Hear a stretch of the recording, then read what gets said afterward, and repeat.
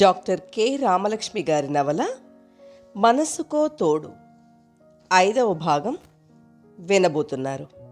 కథలోకి వెళ్ళబోయే ముందు ఇప్పటిదాకా ఛానల్ని ఇంకా సబ్స్క్రైబ్ చేసుకోని వారు దయచేసి వెంటనే సబ్స్క్రైబ్ చేసుకోండి. వాసంతి పాదాలకు దండం పెట్టి ఆశీర్వదించండి మేడం గారు అన్నాడు చిరంజీవి. అతని కళ్ళలో ఆమె పట్ల కృతజ్ఞత, ఆరాధన తొణికిసలాడాయి. అతన్ని ఆత్మీయంగా చూస్తూ, చిరంజీవి, నువ్వు నిజమైన హీరోవి. నీ మంచితనమే నీకు అండా దండ. ఆల్ ది బెస్ట్ అంది వాసంతి మనస్ఫూర్తిగా. అతని తల్లి పెళ్లి పత్రికతో పాటు పళ్ళు, స్వీట్లు, పూలు ఉన్న పళ్ళెం వాసంతి చేతికిచ్చింది. మీరు తప్పక అబ్బాయి పెళ్లికి రావాలమ్మా. మీరు లేకపోతే వాడు పెళ్లిపీటల మీదే కూర్చోడు అన్నాడు చిరంజీవి తండ్రి నవ్వుతూ. ట్రైనింగ్ పూర్తవగానే చిరంజీవి తన వద్దకు వచ్చి, మేడం గారు, నాకు మీ వద్ద జాబ్ చేయాలనుందని రిక్వెస్ట్ చేశాడు. తను ఎస్పీ ఆఫీస్లో చెప్పగానే తన మాట మన్నించి చిరంజీవికి అక్కడే పోస్టింగ్ ఇచ్చారు. అతడు రఫీ, సుబ్రహ్మణ్యంల వద్ద విధేయతగా ఉంటూ ఉత్సాహంగా డ్యూటీ చేసేవాడు. త్వరలోనే తన విధేయత, తెలివితేటలతో డేవిడ్లా తనకు ఆత్మీయుడైనాడు. తన పర్మిషన్ తీసుకుని చనిపోయిన స్వర్ణలత తల్లిదండ్రులను పిలిపించి ఎస్పీకి, కలెక్టర్కు, చీఫ్ మినిస్టర్కి అర్జీలు పెట్టించి గవర్నమెంట్ నుండి కొంత ఆర్థిక సాయం అందేలా శ్రద్ధ తీసుకున్నాడు.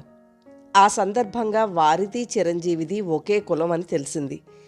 మేడం గారండి, స్వర్ణలత కేవలం నా చేతగానితనం, నా తెలివి తక్కువతనం, నా తొందరపాటు వలనే చనిపోయిందనే విషయం వారికి తెలియదు. అందుకే వారు నన్ను అభిమానంగా చూస్తున్నారు. వారి ఆహ్వానం మీద 2 సార్లు వారి ఊరికెళ్ళి వారింట్లో భోంచేసి వచ్చాను. వాళ్ల రెండో అమ్మాయి శశికళ క్రాస్లో ఇంటర్ పూర్తి చేసింది. వారి పెద్దమ్మాయి కాలేజీ చదువు కోసం టౌన్కు వెళ్ళి ఆ విధంగా చనిపోయిందనే భయంతో రెండో అమ్మాయిని కాలేజీకి పంపకుండా ఇంట్లోనే ఉంచేశారు. నా వలనే ఆ కుటుంబానికి తీరని నష్టం కలిగింది. నా బాధ కొద్దిగానైనా తీరాలంటే ఒక మార్గం ఉందనిపించింది. మా నాన్నకి మేము 3. మా అన్నలిద్దరూ మా తల్లిదండ్రులను చూసుకుంటారు. నేను రెండో అమ్మాయి శశికళను పెళ్లి చేసుకుని ఆ ఇంటికి అల్లుడుగా కాకుండా వారికి కొడుకుగా వెళ్తాను. మీ పైన వారికి ఎంతో గౌరవం. వారిని పిలిపించి మాట్లాడి ఈ సంబంధం కుదర్చండి అంటూ తనని రిక్వెస్ట్ చేశాడు. అతనికి అంత మంచి ఆలోచన వచ్చినందుకు మనసులోనే అతన్ని మెచ్చుకొని స్వర్ణలత తల్లిదండ్రులను పిలిపించి ఈ పెళ్లి కుదిర్చింది. రంగమ్మ శుభలేఖ ఇచ్చి, పెళ్లికి నీవు తప్పకుండా రావాలమ్మా. ఆ పిల్లోడి పెళ్లి సింపుల్గా చెయ్యండి. కట్నం, నగలు వద్దు, మేం సంపాదించుకుంటాంలే అని అన్నాడమ్మా. బిడ్డ పేరుతో మాకు వచ్చిన డబ్బు ఒక్క పైసా కూడా ఖర్చు పెట్టకుండా మా పేరుతో బ్యాంకులో వేయించాడు. ముసలితనంలో మాకు ఆదరువుగా ఉంటుందని. అట్లాంటి మంచి పిల్లోడిని మాకు అల్లుడుగా చేస్తున్నావు. నీ మేలు మర్చిపోలేమమ్మా అంది. ఒక మంచి పని చేస్తే ఎంత తృప్తి, ఎంత సంతోషం. అలాంటి మంచి పనుల వలన తనకు ఎంతమంది ఆప్తులైనారు. నీవు చేసే మంచి పనే నీకు బంధువు అని అమ్మ తనతో ఎన్నోసార్లు అంది. ఈ ఉద్యోగం వల్లనే కదా తను నలుగురికి మంచి చేయగలిగింది. అది అర్థం చేసుకోకుండా పోలీసు ఉద్యోగం అంటేనే తన తల్లి నసుగుతుంది అనుకుంది వాసంతి. తల్లి మనసులోకి రాగానే ఆమెకు ఫోన్ చేసింది. నీ వద్దకు వస్తానని చెప్పిన రోజే నీవు టూర్ వెళ్తున్నానని అన్నావు. నిన్ను చూడక నెలయింది. ఎప్పుడు నీ టూర్ ముగింపు? ఎప్పుడు నువ్వు ఇంటికొచ్చేది? అయినా ఇన్ని రోజుల ప్రోగ్రాం ఏంటమ్మా? విచిత్రంగా ఉంది. ఇల్లు, స్కూలు వరకే ఉండే అమ్మేనా నీవు అని నాకు నమ్మలేనంత ఆశ్చర్యం కలుగుతోంది. వసు, మనుషులెప్పుడూ ఒకేలా ఉండలేరు కదమ్మా. నాకు ఇంతకాలానికి మంచి తోడు దొరికింది. అందుకే నీకు కూడా ముందుగా చెప్పకుండా ప్రయాణమై వెళ్ళాను. 1 వారంలో మనం కలుద్దాం, సరేనా అంటూ సమాధానమిచ్చిందామె. What is it? సంభ్రమాశ్చర్యాలతో ప్రశ్నించింది వాసంతి. యా 100%. కంగ్రాచులేషన్స్ యార్. తన బ్యాచ్మేట్ సోనీ ఫోన్ చేస్తే సంతోషంతో ఉక్కిరిబిక్కిరవుతోందామె. రిజల్ట్స్ 2-3 రోజుల్లో వస్తాయని తెలుసు. స్టేషన్ వర్క్తో బిజీగా ఉన్నందున తను ఆ దినం సెల్ టచ్ చేయలేదు. వెంటనే ఇంటర్నెట్ ఓపెన్ చేసి చూసింది. నిజమే, తను ఐపీఎస్కు సెలెక్ట్ అయింది. తన డ్రీమ్, తన యాంబిషన్ నెరవేరింది. ఇంతకుముందు ఒకసారి చేసిన అటెంప్ట్ ఫెయిల్ అయినందుకు నిరుత్సాహపడకుండా మరోసారి అటెండ్ అయింది. కానీ ఏకంగా సెలెక్టే అయిపోయింది. ఇది తను ఎక్స్పెక్ట్ చేయని విజయం. ఇంతటి అపురూపమైన వార్త ఎవరితోనైనా షేర్ చేసుకోవాలన్నంతగా ఉక్కిరిబిక్కిరి అయిపోయింది. తల్లికి ఫోన్ చేయబోతూ ఆగింది. ఆమెకు ఎందుకో ఇప్పటి తన ఉద్యోగం అంటేనే ఇష్టం లేదు. షీలాకు, జార్జికి, సుగుణకు ఫోన్ చేసి చెప్పింది. స్వీట్స్ తెప్పించి స్టేషన్లో స్టాఫ్ అందరికీ ఇచ్చి తను సివిల్ సెలెక్ట్ అయిన న్యూస్ చెప్పింది. తను ఆ ఎగ్జామ్ రాసిన విషయం అంతవరకు వారెవరికీ తెలియదు. అందుకే మొదట అందరూ ఆశ్చర్యపడినా ఆ తరువాత అభినందనల వర్షం కురిపించేశారు. రఫీ అయితే, మేడం గారండి, తమరికి ఈ డిస్ట్రిక్ట్కే పోస్టింగ్ వచ్చి మీరు మాకు ఎస్పీ అయిపోతే యా అల్లా, సబ్కో మజా మజా హోతే అన్నాడు. 2 రోజుల తర్వాత న్యూస్ పేపర్లో ఫోటోతో సహా ఆ వార్త వచ్చింది. అందులో తన ఉద్యోగ నిర్వహణను ప్రశంసిస్తూ రాశారు. కొలీగ్ ఎస్ఐలు, సిఐ, ఎస్పీ ఇలా అందరూ ఫోన్ చేసి కంగ్రాట్స్ చెప్పారు. టీవీ లోకల్ ఛానల్ వాళ్ళు వచ్చి తనను ఇంటర్వ్యూ చేసి ప్రసారం చేశారు. Hearty congratulations madam. UP phone. Thank you PP గారు. మర్చిపోయారా నేను యూపీనని? పక్కున నవ్వు వినిపించింది. పిటిషన్ వేసిన పబ్లిక్ పర్సన్ని మేం పీపీ అని అంటాం. అది మా కోడ్. ఓ, అయితే డిటెక్ట్ చేసేశారన్నమాట. ఎంతైనా ఐపీఎస్ బ్రెయిన్ కదా. మీరు ఏ డిస్ట్రిక్ట్కో లేదా ఏ స్టేట్కో వెళ్ళిపోతారు. ఇక ఈ యూపీ న్యూసెన్స్ మీకుండదులేండి.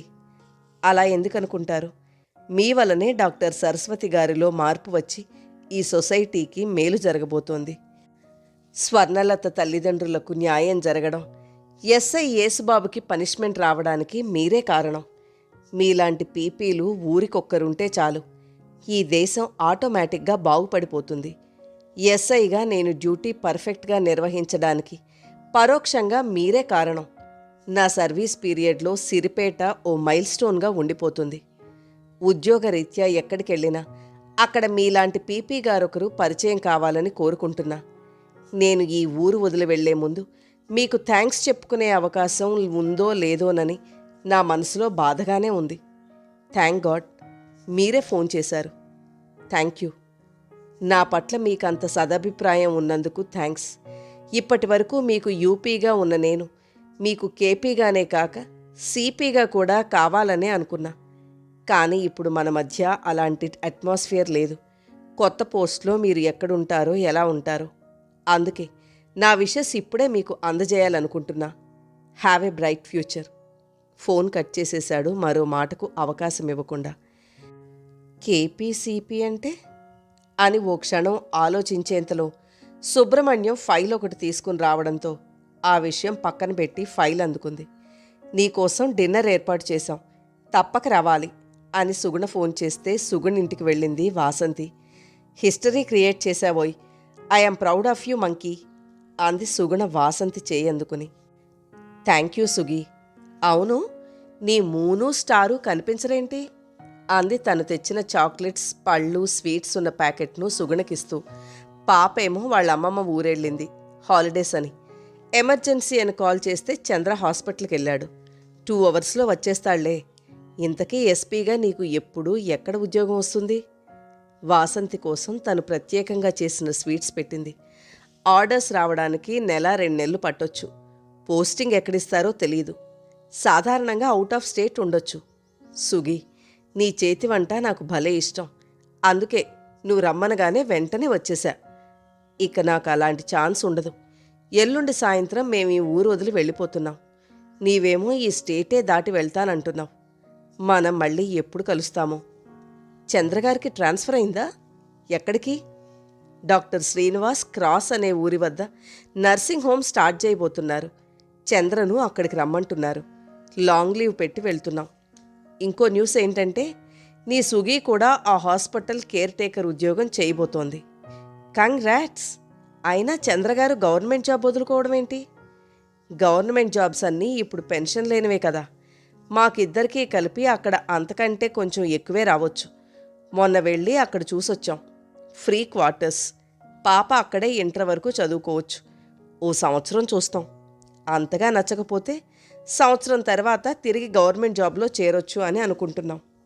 మీరు 1-2 సార్లు ఆలోచించడం మంచిదేమో సుగి.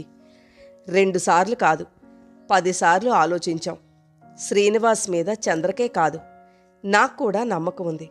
శ్రీనివాస్ని ఆ నర్సింగ్ హోమ్ని చూసి క్రమంగా నా బిడ్డ కూడా ఇన్స్పైర్ అయి తప్పక డాక్టర్ అవుతుందని నా ఆశ. ఇంకో న్యూస్ ఏంటో తెలుసా? మాతో పాటే డాక్టర్ సరస్వతి కూడా క్రాస్ వద్దకే షిఫ్ట్ అవుతోంది. ఏమిటి? డాక్టర్ సరస్వత? మరి తన నర్సింగ్ హోమ్?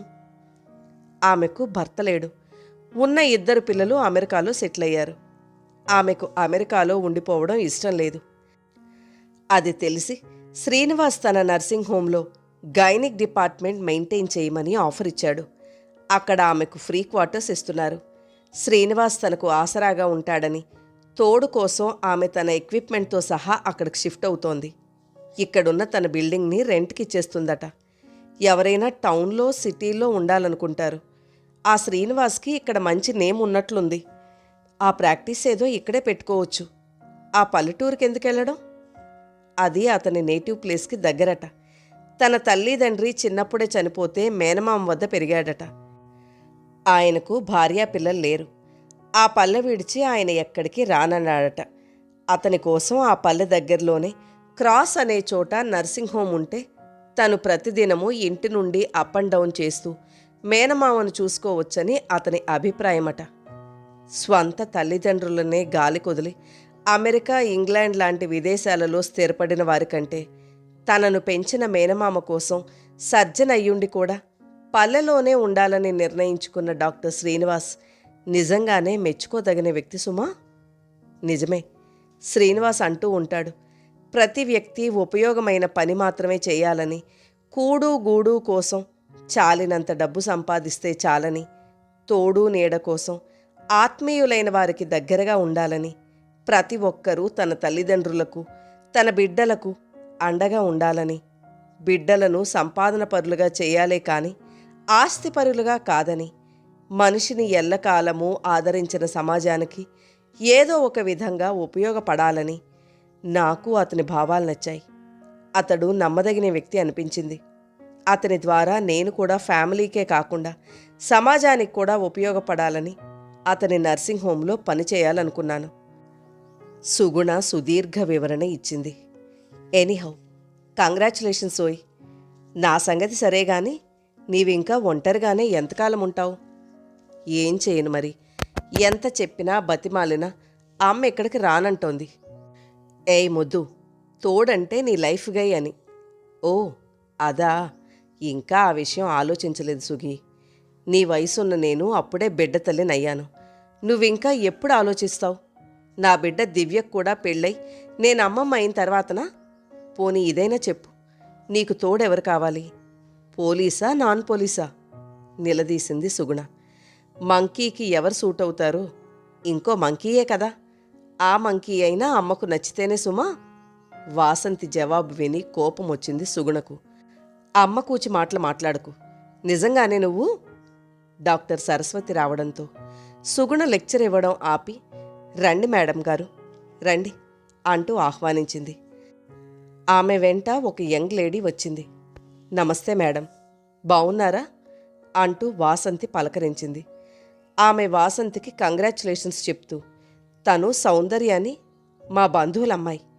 ఎంబీబీఎస్ పూర్తి చేసి పీజీలో ఈ ఇయర్ జాయిన్ అయ్యింది. నన్ను చూడ్డానికొస్తే మీకు పరిచయం చేద్దామని తీసుకొచ్చా అంటూ ఆ అమ్మాయిని పరిచయం చేసింది. జీన్స్ వేసుకొని మోడ్రన్గా, పేరుకు తగ్గట్లుగా, చూడ్డానికి చురుకుగా, అట్రాక్టివ్గా ఉంది ఆ అమ్మాయి. భేషజం లేకుండా కలుపుగోలుగా మాట్లాడింది. ఫోన్ రావడంతో సారీ అంటూ సెల్ ఫోన్ పట్టుకొని హాల్లో నుండి వెలుపలకు వెళ్ళిపోయింది సౌందర్య. సుగుణ, నాదో రిక్వెస్ట్. శ్రీనివాస్ది ఈ అమ్మాయిది ఒకటే క్యాస్ట్. తన బ్రదర్ ఇంజనీర్, యుఎస్లో ఉన్నాడు. Father business person, rich family. ఆ అమ్మాయికి పీజీ సీట్ కోసం 90 lakhs పే చేశారు. శ్రీనివాస్కి చక్కటి మ్యాచ్ అవుతుంది. డౌరీ జ్యువెలరీ కూడా బానే ఉంటాయి. అబ్బాయి వాళ్ళు అడగవలసిన అవసరమే లేదు. శ్రీనివాస్కి చూపించాలనే ఈరోజు తనని ఇక్కడికి తీసుకొచ్చాను. మీరు శ్రీనివాస్కి చాలా క్లోజ్ కదా. నువ్వు చంద్ర కలిసి అతనితో మాట్లాడండి. ఎవరో కొత్త అమ్మాయి కాకుండా సౌందర్యే శ్రీనివాస్ భార్య అయితే అతడు నాకు బంధువు అవుతాడని నా తాపత్రయం అంది సరస్వతి సుగుణను రిక్వెస్ట్ చేస్తున్నట్లుగా. అలాగే మేడం, చంద్రతో చెప్తాను. నిజంగానే శ్రీనివాస్కి సౌందర్య చక్కటి మ్యాచ్. సౌందర్యను కాదనడనే అనుకుంటాను. సుగుణ మాటిచ్చింది. ఇంతలో శ్రీనివాస్ చంద్ర వచ్చారు. సుగుణ డిన్నర్కి తనొక్కతే గెస్ట్ అనుకుంది వాసంతి. సరస్వతి శ్రీనివాస్ కూడా గెస్ట్లేనని తెలిసి ఆశ్చర్యపడింది. సుగుణ శ్రీనివాస్కి విష్ చేసి చంద్రను లోపలికి తీసుకెళ్ళింది. చాలాసేపయిందా ఆంటీ మీరొచ్చి? ఎమర్జెన్సీ పనొస్తేను, మాకు లేట్ అయింది అంటూ సరస్వతిని పరామర్శించిన తరువాత శ్రీనివాస్ వాసంతిని చూసి బావున్నారా అంటూ నవ్వాడు. బావున్నానండి, మీరెలా ఉన్నారు? క్యాజువల్గా అడిగింది వాసంతి. నేనా? ఇదిగో నన్నిప్పుడు చూస్తున్నారు కదా, నేను బావున్నానో లేదో మీరే చెప్పాలి. వాసంతి ముందు కదలని విగ్రహంలా చేతులు కిందకి దించి నిలబడి అంటున్న అతని మాటలకు అందరూ పక్కున నవ్వారు. వాసంతి నవ్వు బిగబట్టుకుంది. తనని చూడగానే అతని కళ్ళలో మెరిసిన మెరుపు, ముఖంలో కనిపించిన ఆత్మీయత ఆమె దృష్టి దాటిపోలేదు. ఏమిటి అందరూ అంతగా నవ్వుతున్నారు? నాకూ చెప్పండి అంటూ లోపలికి వచ్చిన సౌందర్యకు అక్కడ శ్రీనివాస్ కనిపించడంతో మాట ఆపి అతను ఎవరన్నట్లుగా సరస్వతి వైపు చూసింది. శ్రీనివాస్, ఈ అమ్మాయి సౌందర్య అని మా వాళ్ళమ్మాయి. సౌందర్య తను పరిచయం చేయబోతున్న సరస్వతిని మధ్యలోనే ఆపేస్తూ, ఆంటీ, ఇప్పుడు ఈ గ్రేట్ పర్సన్ ఎవరో నాకు తెలిసిపోయింది. Doctor Srinivas garu, efficient surgeon. త్వరలో నర్సింగ్ హోమ్ స్టార్ట్ చేయబోతున్నారు. Am I correct? కిలకిలా నవ్వుతూ శ్రీనివాస్ వద్దకొచ్చి, glad to meet you doctor Srinivas garu. అతని వైపు చెయ్యి చాపింది సౌందర్య. ఐ టు అంటూ శ్రీనివాస్ సౌందర్యతో చెయ్యి కలిపాడు, ఆమెను ఆశ్చర్యంగా చూస్తూ. నేను కూడా మీ నర్సింగ్ హోంలో ఉండవలసిందాన్నే, ఐ మీన్ మెడికోని. ఆమె చెయ్యి ఇంకా అతని చేతిలోనే ఉంది. I see, very nice to hear that. Srinivas, నెల క్రితమే సౌందర్య పీజీలో జాయిన్ అయింది అంది doctor Saraswati. Is it? Hearty congratulations అంటూ అభినందిస్తున్నట్లుగా సౌందర్య చేతిని మరొక్కసారి గట్టిగా షేక్ చేసి వదిలాడు శ్రీనివాస్. ఏ బ్రాంచ్ అని అడగరే? నేను మీ అంత ఇంటెలిజెంట్ కాను. అందుకే సర్జరీ కాకుండా గైనిక్ తీసుకున్నా. ఇండైరెక్ట్గా అతన్ని ప్రశంసిస్తున్నట్లుగా అంది. డైనింగ్ టేబుల్ వద్ద సౌందర్య శ్రీనివాస్ పక్కనే కూర్చుంది. వాళ్ళిద్దరూ చక్కని మ్యాచ్ కదూ? వాసంతి చెవిలో గొణిగింది సుగుణ, ఎదురుగా కూర్చున్న వారిద్దరినీ చూపిస్తూ. వారిని ఓ క్షణం గమనించి అవునన్నట్లుగా తలూపింది వాసంతి. శ్రీనివాస్, నీ లైఫ్ పార్ట్నర్ మెడికో అయితే నర్సింగ్ హోమ్ చక్కగా రన్ చేయొచ్చు కదా. అలాంటి ప్లాన్ ఏమైనా ఉందా? యథాలాపంగా అన్నట్టు అడిగింది సరస్వతి.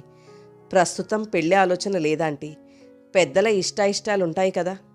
చేయి కడుక్కోవడానికి లేచాడతను. రండమ్మా రండి, మీకోసమే మా ఇంటామె ఎదురు చూస్తోంది. వాసంతి రాగానే రంగమ్మ భర్త ఎదురొచ్చి పలకరించాడు. ఆ దినం రంగమ్మ రెండో కూతురు శశికళ చిరంజీవుల వివాహం. ఆ పెళ్లికి వాసంతితో పాటు కొంతమంది పోలీస్ స్టాఫ్ కూడా వచ్చారు. రంగమ్మ ఇల్లు చిన్నదని రామ్మూర్తి ఇంటి వద్దే పెళ్లి ఏర్పాట్లు చేశారట. ఇంటి ముందర వేసిన పందిట్లో వధూవరులు పెళ్లిపీటల మీద కూర్చున్నారు. వాసంతి వచ్చిన విషయం తెలిసి పరుగు పరుగున వచ్చిన రంగమ్మ ముందు వరుసలో వారి కోసమే ఖాళీగా ఉంచిన సీట్లలో కూర్చోబెట్టింది. ఆమె తెచ్చిచ్చిన కొబ్బరి నీళ్లు తాగి వాసంతి గ్లాస్ కింద పెడుతుండగా ఎవరో వెనక నుండి కళ్ళు గట్టిగా మూసిపెట్టి పేరు చెబితేనే చేతులు తీసేది. చెవి దగ్గర గుసగుసగా అన్నారు. ఉలిక్కిపడిన వాసంతి వెంటనే తేరుకుని నవ్వు దాచుకుంటూ వసు అంది. హే మొద్దు, నీ పేరు కాదు, నా పేరు చెప్పాలి. ఆ చేతుల్ని ప్రేమగా తడుముతూ నా కళ్ళు మూసేంత ధైర్యం ఎవరికుందబ్బా అంటూ ఆలోచిస్తున్నట్లుగా కాసేపు ఆగింది. అమ్మ కాదు, ఎందుకంటే ఆమె చేతుల్లో నా పట్ల ప్రేమ కంటే బాధ్యతే ఎక్కువగా ఉంటుంది. మరి అమ్మమ్మ మరియా? కాదు కాదు, ఆమె చేతుల్లో ఆప్యాయత మాత్రమే ఉంటుంది. మరి ఈ చేతుల్లో ప్రేమ, స్నేహం, చనువు, అధికారం, బాధ్యత, అబ్బో అన్నీ కలిసే ఉన్నాయే. అంటే ఆ తెలిసిపోయింది.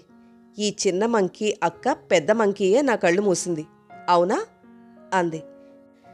తన చేతులు వెనకకు పోనిచ్చి వెనుక కళ్ళు మూసిన మనిషిని అలాగే చుట్టి తనకేసి హత్తుకుంటూ వెనక నుండే వంగి వాసంతి చెంప మీద ఓ ముద్దిచ్చి కిలకిలా నవ్వుతూ వాసంతిని చుట్టి వచ్చి ఆమె పక్కన కూర్చుంది షీల.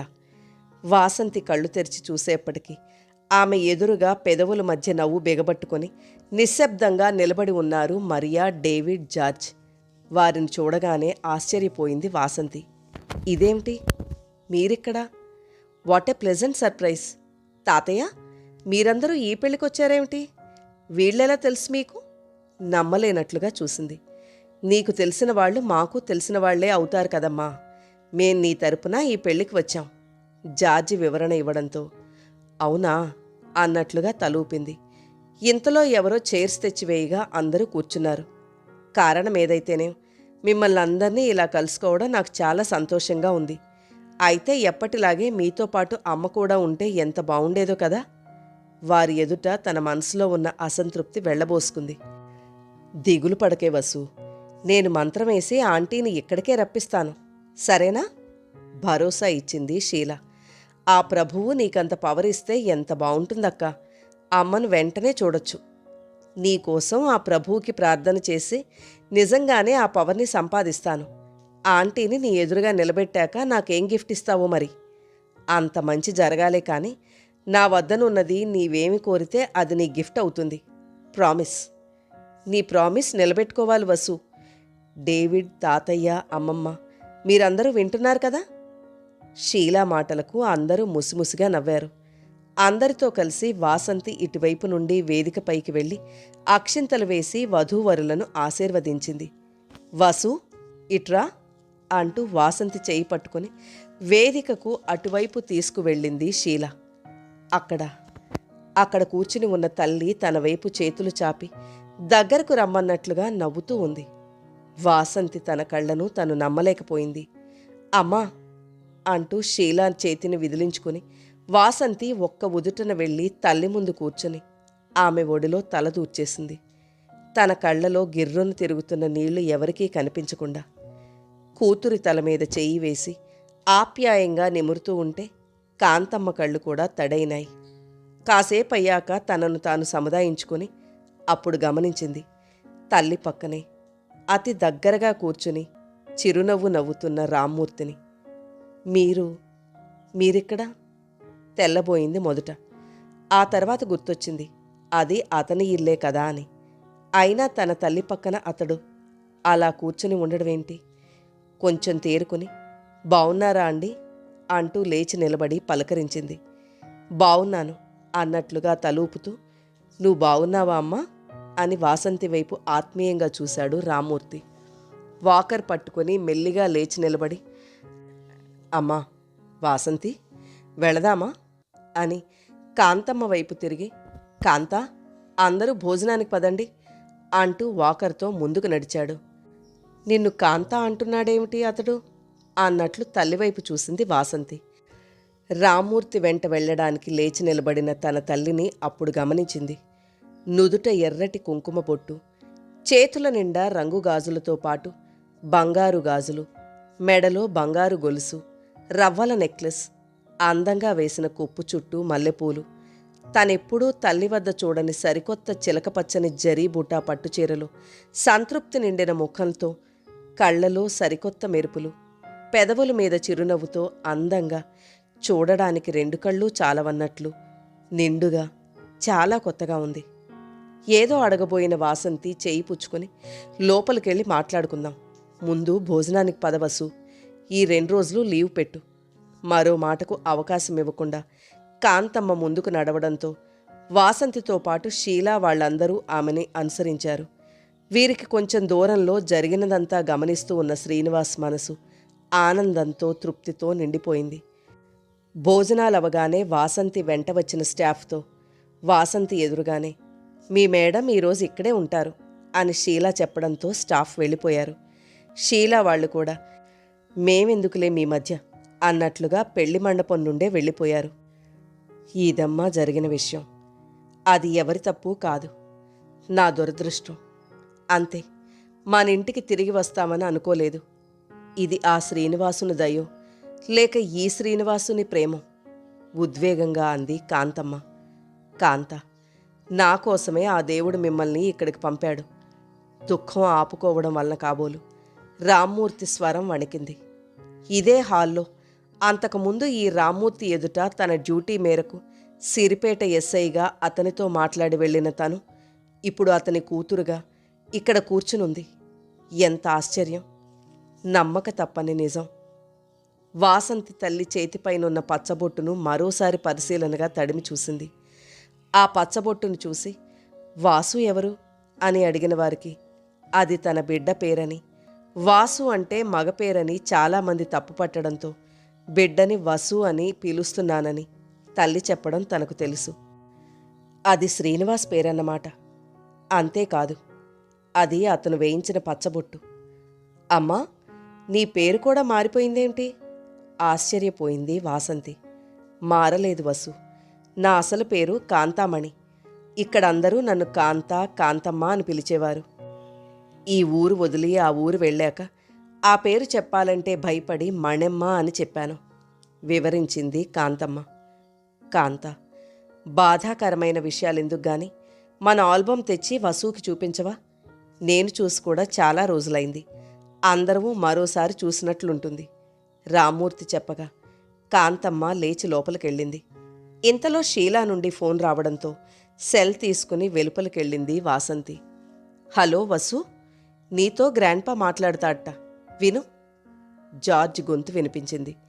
అమ్మా వాసంతి, నీ తల్లి ఇంతకాలం అంటే దాదాపు 20 సంవత్సరాలు నీకోసం, కేవలం నీకోసం తన భర్తను ఇంటిని వదిలి మణెమ్మగా క్రిస్టియన్గా ఈ ఊళ్ళో బతికింది. ఇప్పుడు ఆ పల్లెలో కాంతమ్మగా జీవితాంతం ఉండగలదో లేదోనని, ఆమెకు అక్కడ మనస్ఫూర్తిగా ఉండాలనిపిస్తేనే ఉండని, లేదా మణెమ్మగా ఇక్కడికే రాని అని అది తేల్చుకోవడానికి తనకు కొంత సమయం అవసరం అనే అభిప్రాయంతో మేమే తనను ఆ పల్లెటూరులో వదిలిపెట్టొచ్చాం.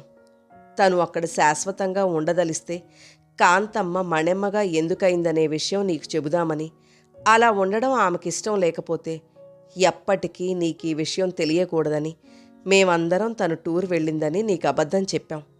ఇప్పుడు ఆమె తన భర్త వద్ద ఆ పల్లెటూళ్ళలోనే ఉండాలని నిశ్చయించుకుందని మాకు అర్థమైంది. నీ తల్లికి నీవు సహకరించడం నీ ధర్మమమ్మా. యేసు ప్రభువు దయ నీకు ఎల్లప్పుడూ లభించుగాక. ఇదిగోమ్మా, షీలా మాట్లాడుతుందట. షీలా వాయిస్ వినపడింది. వసు, రామ్మూర్తి గారు నీకు తండ్రి, శ్రీనివాస్ ఆంటీకి మేనల్లుడు, అంటే నీకు బావ. ఇప్పుడు వాళ్ళు, వాళ్ళ ఇల్లు, వాళ్ళ మతం, వారి ఆచార వ్యవహారాలు నీకు కొత్తగా అనిపించొచ్చు. క్రమంగా అలవాటు చేసుకుంటే తప్పక ఇష్టంగా అనిపిస్తుంది. ఎంత త్వరగా వీలైతే అంత త్వరగా ఆంటీ కోసం వాళ్లను నీవాళ్లుగా కాదు నిన్ను వాళ్లదానివిగా మార్చుకో. అదే న్యాయం. ఎస్ఐవి, నీకు న్యాయం గురించి నేను చెప్పవలసిన పనిలేదు. ఆంటీని చూపిస్తే నాకు గిఫ్ట్ ఇస్తానన్నావు. నేను రేపు ఈ వేళకు ఫోన్ చేస్తాను. అప్పటికి నువ్వు నాన్న, బావా అని ఎన్నిసార్లు పిలిచావో నాకు లెక్క చెప్పాలి. అదే నువ్వు నాకు ఇవ్వాల్సిన gift. Have happy new life Vasu అంటూ మరో మాటకు అవకాశం ఇవ్వకుండా కాల్ కట్ చేసేసింది. ఆలోచిస్తూ హాల్లోకి వచ్చింది వాసంతి. ఎప్పుడొచ్చాడో గాని కాంతమ్మకు అటువైపు కూర్చొని ఫోటో ఆల్బమ్ గురించి ఏదో అంటున్నాడు శ్రీనివాస్. వాసంతిని చూడగానే హలో వసు అంటూ చిరునవ్వు నవ్వాడు. జవాబుగా తను నవ్వి ఊరుకుంది. శ్రీనివాస్ ఎవరో తెలిసాక అతని ఎదుట మునుపటంత ఫ్రీగా ఉండలేకపోయింది. ఆల్బంలో ఉన్న ఫోటోలను చూపిస్తూ వాటి గురించి తల్లి అన్నీ వివరంగా చెబుతోంది. తల్లికి ఇటువైపు కూర్చొని అన్యమనస్కంగా వాటిని చూస్తూ ఉంది వాసంతి. వసు, ఇదిగో ఈ ఫోటోలు చూడు, ఇది వాసు, ఇది నువ్వు అని ఒక ఫోటోను చూపించింది కాంతమ్మ. 3 ఏళ్ల శ్రీనివాస్ ఒడిలో తను చిన్న పాపాయి. ఇంకో ఫోటోలో 5 ఏళ్ల శ్రీనివాస్ చంకలో బెలూన్ పట్టుకున్న తను 2 ఏళ్ల పాప. అందులో గౌను లేకుండా ఉట్టి డ్రాయర్తో మాత్రమే ఉంది తను. అది చూసి కిసుక్కున నవ్వాడు శ్రీనివాస్. వాసంతి ముఖం ఎర్రగా అయింది. ఇదే మన ఆఖరి ఫోటో నిట్టూర్చింది కాంతమ్మ. అందులో కాంతమ్మ, రామ్మూర్తి కూర్చునున్నారు. కాంతమ్మ వడిలో పసిపాప వాసంతి, రామ్మూర్తి వడిలో బాలుడుగా ఉన్న శ్రీనివాస్. రామ్మూర్తి మౌనంగా ఉండిపోయాడు, బాధాకరమైన గతం గుర్తుకు రావడంతో. ఆ రోజు రాత్రి మిద్దెపైన వెన్నెల్లో అందరికీ భోజనాలు అరేంజ్ చేశారు. ఆ వెన్నెల, చల్లగాలి, ప్రశాంతత అన్నీ నచ్చాయి. కానీ ఆ కొత్త వ్యక్తులు, ఆ కొత్త బంధుత్వం వాసంతికి ఇంకా అలవాటు కావడం లేదు. భోజనాల తర్వాత లక్ష్మమ్మ మామిడి పళ్ళ ముక్కలు తెచ్చిపెట్టింది. అమ్మా వాసంతి, మీ అమ్మ ఇక్కడికి వచ్చి చాలా రోజులైనా ఒక విషయం మాత్రం మా మధ్యకు చర్చకు రాలేదు. నీ సమక్షంలో అడిగితే సముచితంగా ఉంటుందని నీకోసమే ఆగాను అంటున్న రామ్మూర్తిని ఆశ్చర్యంగా చూస్తూ, ఏమిటండి అది అంది. ఏంది వసమ్మ, మీ నాయన్ని ఇంకా అండి బండి అని పిలుస్తున్నావు, నాయనా అని పిలవకుండా. రామ్మూర్తప్ప, అది పద్ధతి కాదని బిడ్డకు నీవైనా చెప్పక ఇంటా ఉండావేంది? లక్ష్మమ్మ కల్పించుకుంది. వసమ్మ, నీ చిన్నప్పుడు ఈ ఇల్లు అందరితో ఎంత కళకళలాడుతూ ఉండేదనుకున్నావు? మీరెళ్ళిపోయినాక ఇల్లు మోగబోయిందనుకో. వాసుబాబు మీకోసం బెంగ పెట్టుకున్నాడు. దాన్ని పోగొట్టడానికి ఎన్ని తిప్పలు పడ్డామో ఆ దేవునికే ఎరుక. ఆసుపత్రి నుండి రామ్మూర్తప్ప నా పెనిమిటి ఇంటికొచ్చినాకే వాసుబాబు కొంచెం మనసుల్లో పడినాడు. మీ నాయన ముఖంలో ఆ రోజు పోయిన కళ ఇన్నాళ్లకు మీతో పాటు తిరిగొచ్చింది. ఇంకా ఎందుకమ్మా నీకా మొహమాటం? చక్కగా నాయనా, బావా అని పిలువమ్మా, అందరి మనసు చల్లబడేలా. వాసంతికి నచ్చ చెప్పింది లక్ష్మమ్మ. పక్కనే కూర్చుని ఉన్న కాంతమ్మ వాసంతి చేయందుకుంది. లక్ష్మమ్మ చెప్పింది అర్థం చేసుకో అన్నట్లుగా. అందరూ వాసంతి వైపు చూశారు. ఇది ఎప్పటికైనా తప్పదు అనుకుందేమో. చెప్పు నాన్న, ఏంటది? గొంతు పెగల్చుకుని అడిగింది వాసంతి. తన మాట ఆలకించినందుకు నా తల్లే, నాయమ్మే, ఎయ్యేళ్ళు సల్లంగా ఉండు అంటూ లక్ష్మమ్మ వాసంతి వద్దకు వచ్చి ఆమె ముఖం చుట్టూ చేతులు తిప్పి మెటికలు విరిచింది, వాసంతిని దీవిస్తూ. అదేమంటే కాంత మమ్మల్ని శాశ్వతంగా విడిచి ఎందుకు పోయిందో తెలిస్తే అది మళ్ళీ జరగకుండా జాగ్రత్త పడడానికి. రామ్మూర్తి మాటలకు అందరూ కాంతమ్మ వైపు చూశారు. తన ఏం చెప్తుందా అన్నట్లు. కాంతమ్మ తలదించుకుంది. చెప్పత్తమ్మా, నాకు కూడా తెలుసుకోవాలనుంది. కాంతమ్మ చేతిని తన చేతుల్లోకి తీసుకున్నాడు శ్రీనివాస్. అప్పటికీ కాంతమ్మ మౌనం వేడలేదు. ఏమని చెప్పను అన్నట్లుగా. ఆయమ్మ ఏం చెప్తుంది వాసుబాబు? బిడ్డల ముంగిట మొగుడితే తప్పని చెప్పే తెగింపు ఆయమ్మకున్నుంటే ఇంత పని జరిగుండేది కాదు.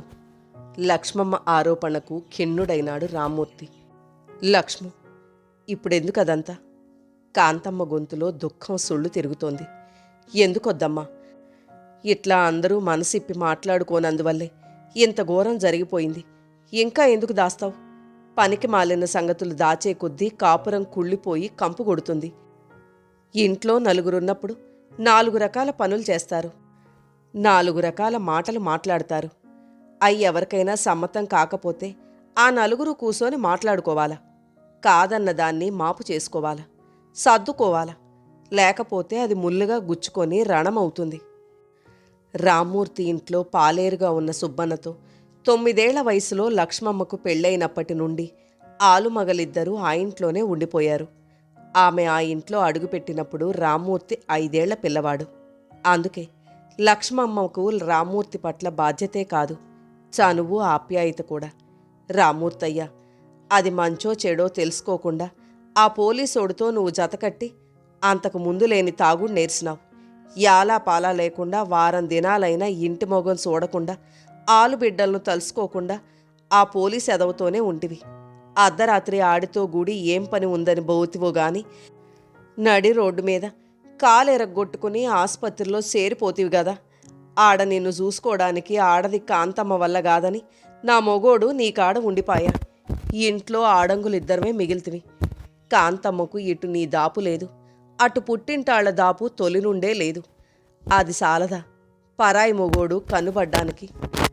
లక్ష్ము, అడ్డుకోపోయిందావిడ. చెప్పని అమ్మ జరిగిందేమిటో. వాసంతి అంది. లక్ష్మమ్మ, రామూర్తయ్య, నీకోసమే ఇంటికి వస్తా పోతా ఉండే ఆ పోలీసోని సూపు కాంతమ్మపై పడిందని ఆయమ్మ అనలేదు.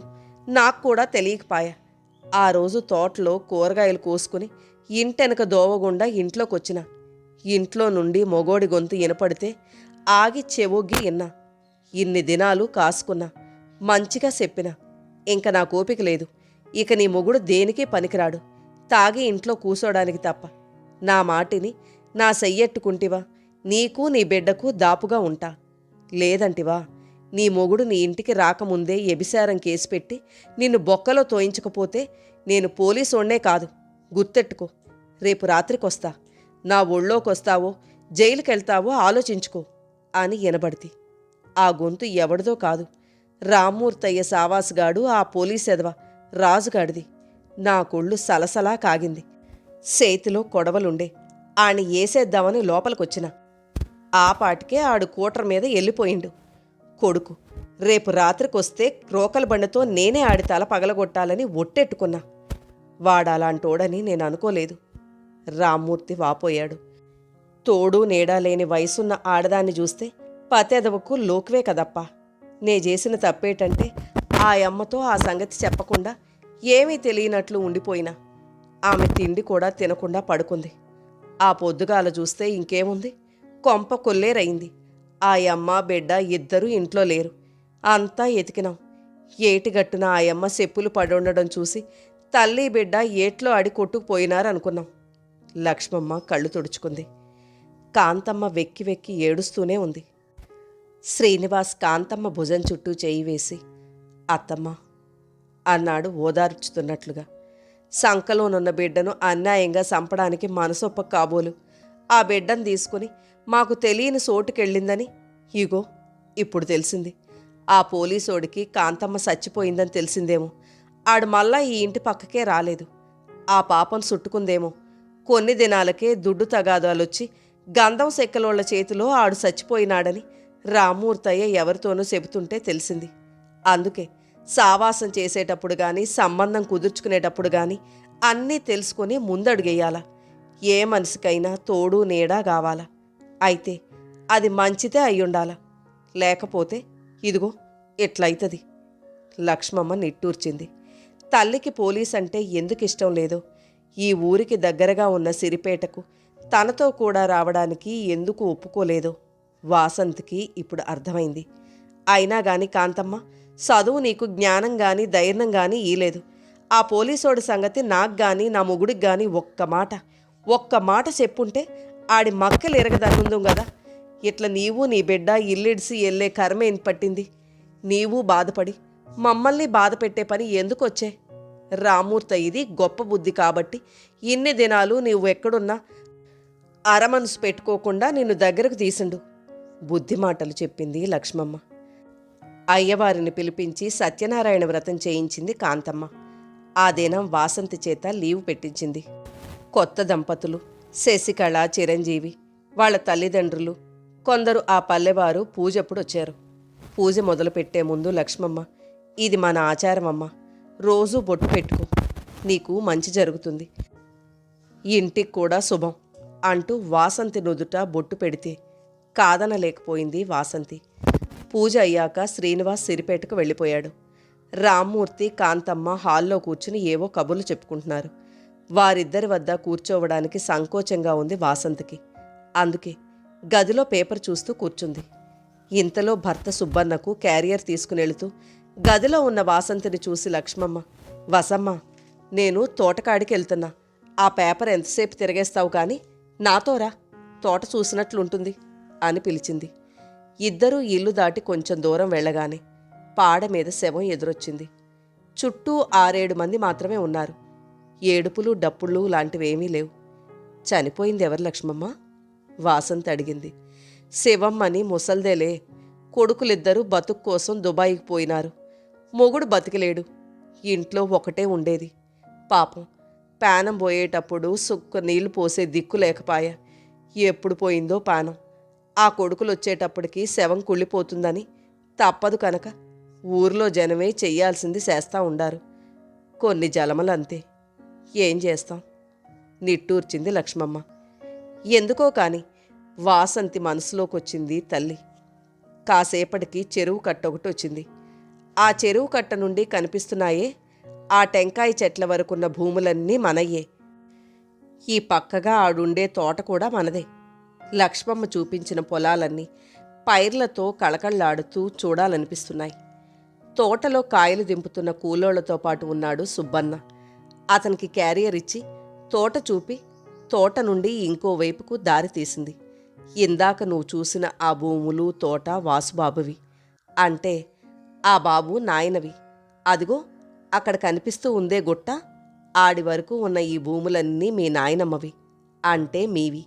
ఈ పొలాల్లో అక్కడున్నట్లుగా పంటలంత బాగా లేవేమి. ఈ కొంచెం సవటి భూములు, నీళ్ల ఆదరువు కూడా తక్కువే, అందుకే పంటలు బాగా పండవు. లక్ష్మమ్మ, ఈ 2 కుటుంబాలది ఇదే ఊరా? ఇది వాసుబాబు పుట్టినూరు. భర్త చనిపోయిన మీ నాయనమ్మ ఆ ఊర్లో ఉండలేక అక్కడ భూములమ్మి కొడుకు రామూర్తయ్యతో ఈ ఊర్లో కూతురు అల్లుడుంటే వాళ్ల దాపుకొచ్చి ఆ దుడ్డుతో ఈ భూములు కొని ఇల్లు కట్టుకుంది. ఆమె కూతురు, అంటే మీ సొంత మేనత్తకు 2వ కాన్పులో జన్నివాయి వచ్చి బిడ్డతో పాటు కాలం తీరిపాయే. మీ మేనత్త పెనివిటి 2వ పెళ్లి చేసుకొని ఆ 2వ పెళ్ళాం కొడుకే వాసుబాబు, అంటే తను మా సొంత మేనత్త కొడుకు కాదన్నమాట. అవును, ఆ బాబుకు 3వ ఏడప్పుడు ఆ బాబు అమ్మా నాయన తీర్థయాత్రలకు వెళ్ళినప్పుడు అక్కడ వరదల్లో కొట్టుకొని పోయి కనిపించలేదు. శాన్నాళ్లుగా బిడ్డలు పుట్టని మీ అమ్మ వాసుబాబును సొంత బిడ్డలాగా సాకింది. ఆ బాబు అమ్మ పక్కోళ్ళు, నాయన పక్కోళ్ళు కొంతమంది ఆస్తి కోసం ఆ బాబును చేరదీయాలనుకున్నా ఆ బాబు కాంతమ్మను రామూర్తయ్యను ఇడిసిపోనంటే పోనని తిరగబడినాడు. ఆ బాబుకు 3 ఏండ్లు దాటినాక నీవు పుట్టినావు. ఇంట్లో అందరము పెద్దోళ్ళమే కదా, అందుకనేమో పసిపిల్లవు నీవంటే ఆ బాబుకు శానా ఇష్టంగా ఉండేది. నీకు 3 ఏళ్లు నిండుంటాయి. అదుగో అప్పుడు నువ్వు మీ అమ్మ ఇద్దరూ మాయమయ్యేసరికి ఆ బాబు ఎంత బెగ్గ పెట్టుకున్నాడంటే సావకుండా బతికినాడనుకో. యాడో ఉద్యోగంలో ఉన్న ఆ బాబు అక్క అవిటి తులసమ్మ కూడా గుండె జబ్బుతో పాయ. ఇంటికంతా రామూర్తయ్య వాసుబాబు ఇద్దరే మిగిలిరి. అందుకే ఒకరినిడిసి ఒకరుండలేరు. కుంటోణ్ణని రామూర్తయ్యకు ఇల్లొదిలి యాడికి బొయ్యేదానికి మనసొప్పదు. దినాము రాత్రి అయ్యేసరికి వాసుబాబు నుండి ఫోనొస్తే కాని రామూర్తయ్యకు కునుకు రాదు. వాసుబాబుకు 4-5 డాక్టర్లు ఇంజనీర్ల సంబంధాలొచ్చినాయమ్మా. వాళ్ళ కండిషను ఆ బాబు కాపురం పెద్ద పట్టణంలో పెట్టాలని. ఆ బాబు కాదంటే కాదన్నాడు. ఈ పల్లెలోనే మామతోనే ఉంటాడంట. ఈ కాలంలో ఉండాల్సినోడు కాదమ్మా ఆ బాబు. అలా లక్ష్మమ్మ శ్రీనివాస్ అభిప్రాయం చెబుతూ ఉంటే తల్లికి ఇష్టం లేని ఉద్యోగం చేస్తూ తను తల్లిని వదిలి వేరే ఊళ్ళో ఉంటున్న విషయం గుర్తొచ్చింది వాసంతికి. లక్ష్మమ్మ, అమ్మ వెళ్ళిపోయిన చోటు చూపించవా? అదేం భాగ్యమమ్మా, పడమట పక్కపోతే వస్తుంది, పద. ఇద్దరూ కలిసి 1/2 కిలోమీటర్ దూరం నడిచెళ్లారు. ఏరు చాలా పెద్దది. ఉధృతంగా పారుతున్న ఆ ఏరును చూడగానే వాసంతికి కడుపులో తిప్పినట్లు అనిపించింది.